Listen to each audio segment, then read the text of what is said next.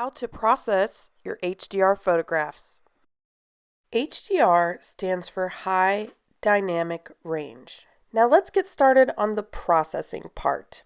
Photoshop does most of the work for you. I have one image open. I'm going to go to the main menu under File, Automate, and down at the bottom there's a thing called Merge to HDR Pro. So this is the tool that is going to do most of the work for us. In this dialog box, it asks us to find the files we want to merge. It says at least select 2 images. I'm going to ask you to select 3 images, a light, medium, and dark photograph of the same scene. You browse for them individually. I'm going to select 4 today. So the more photos you pick and the wider range of exposures, the more intense and dramatic the images you get will be. So in a blink of an eye, what Photoshop just did was open up all 4 of my images, stacked them in a document on top of each other in different layers, and opened me a dialog box.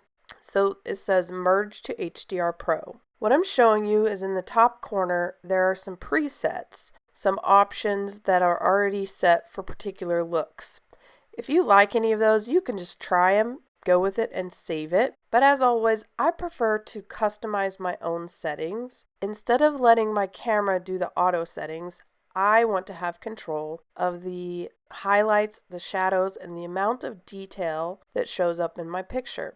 So we have lots of choices here as far as edge glow. The slider bar that I usually change the most is the detail. You can slide all these around and look and try different settings, and when you get one you like, you'll just hit finish or save. What I want you to know is there's this thing called ghosting. Up here at the top there's a check mark where you can click remove ghosts or you can leave that unselected. What that does is if your model moved or the landscape moved because of the wind or your camera moved, it omits the image with the movement. Because in HDR, when we're stacking these images on top of each other, if something moved, it creates what's called a ghost.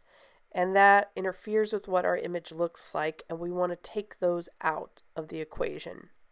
We have lots of options and things we can change here. Feel free to explore and try them all.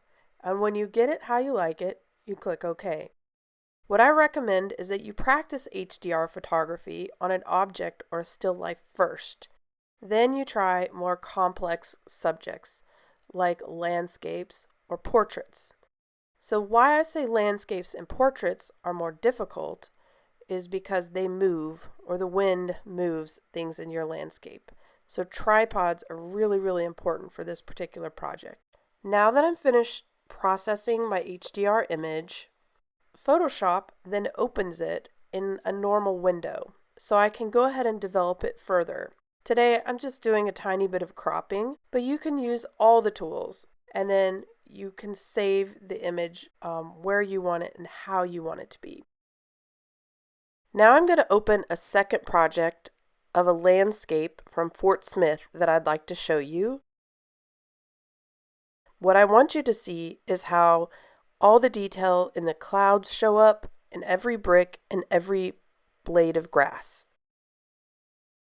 Some cameras will actually do bracketing for you if you have like a newer camera. You can also coach your model to wear something that has a really crazy pattern or unique texture. This will make the details really pop with HDR. So again, thank you so much for watching. I look forward to seeing your HDR creations. If you need help, let me know.